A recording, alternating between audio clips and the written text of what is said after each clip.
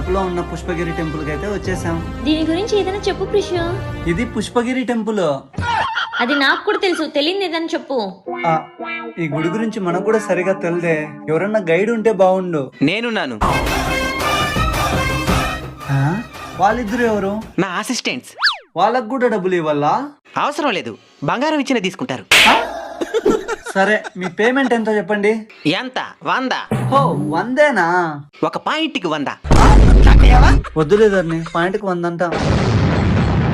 సర్లే చెప్పండి. ఇదే కడపలోని పుష్పగిరి ఆలయం. అవునా? 100.